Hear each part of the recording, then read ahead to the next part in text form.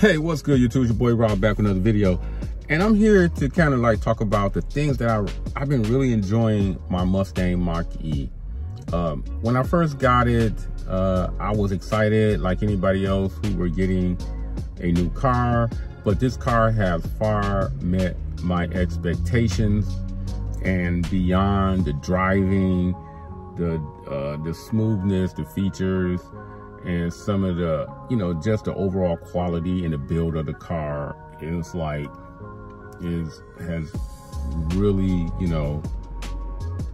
really kind of like stepped outside the boundaries of what I thought it may be, due to the fact that this is my first EV and I'm kind of learning the EV way. This car, as far as range, I haven't had any type of range anxiety or anything of that nature. Man, I really enjoy it. Now, the car does have like the 3 driving features: the whisper, engage, and unbridle. A quick note about that, and from what I understand and from what I read, no matter which driving mode you choose, it does not affect the battery range. It's all about a matter of preference and what each one of those driving features bring to you.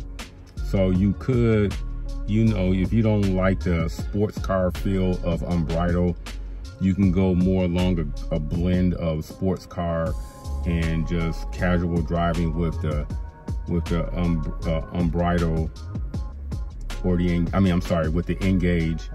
And if you just really want like a real soft, like SUV-ish, minivan-ish type of ride, then the whisper may be what you may prefer to drive in. But no matter which driving mode you choose, it does not affect the battery range. From an interior point of view, this Mustang has a very high quality look. The B&O speaker setup, the cloth with the faux carbon fiber, and just the overall stitching in the seats and everything.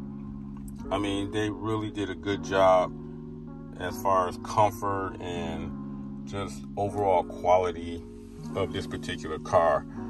And man, this car is really nice as far as from an interior standpoint, with the vegan leather cloth, and you got this plastic, but it doesn't really feel cheap console. So for the most part, man, this is a very well put together car from the interior standpoint, quality, everything. There's not a lot of like aftermarket features out there, but I did get a matte screen protector for the 15-inch display, tablet display. And it was pretty tough to put on. It looks real good, but I'm telling you, if you saw me do the installation of it and how it was looking through the actual installation, you would be hard pressed to believe that this was the same matte screen protector that I used in the installation video. But I did use the same one. They only send you one, and OCD plug.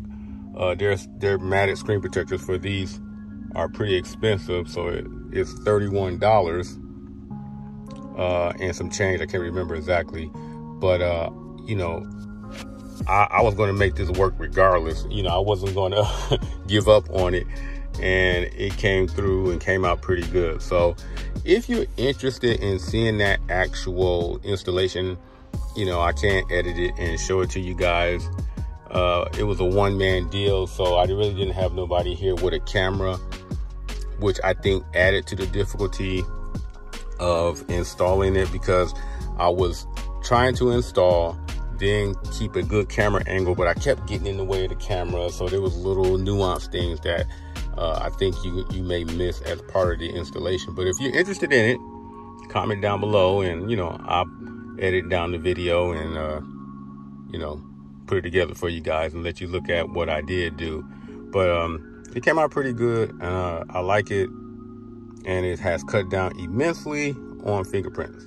So in conclusion, again, I am totally happy with this car. I'm really happy with just the way it drives, the quality, the build. There was no like paint defects, no type of panel or build quality defects.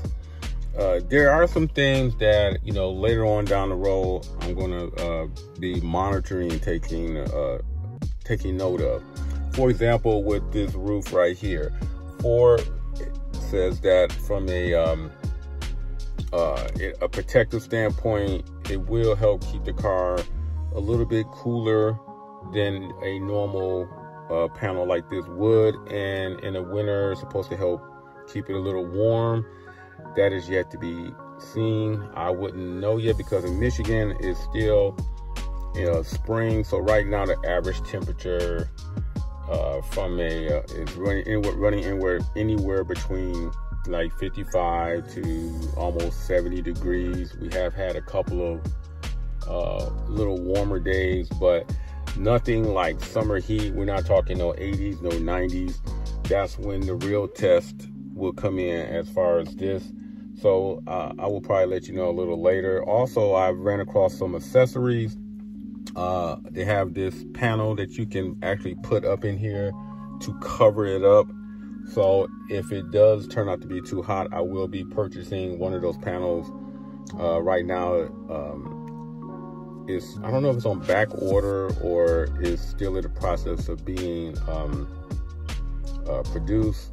But I got an email notification waiting for me. So whenever that product becomes available, I'm gonna go ahead and order it and show it to you. It's made by, wish I can remember the website off the top of my head, but it's a Tesla website. It has a Tesla name to it, but it's more for EVs in general. And they will be making Mustang Mach E accessories and extras and cool little things like that, trunk organizers, and anything you can think of that will help improve the vehicle. So I'm going to be ordering some of those type of things and bringing it to the channel so you guys can see some cool little accessories that you can you can add to your car or your Mach E. I keep calling it a Mach E a car.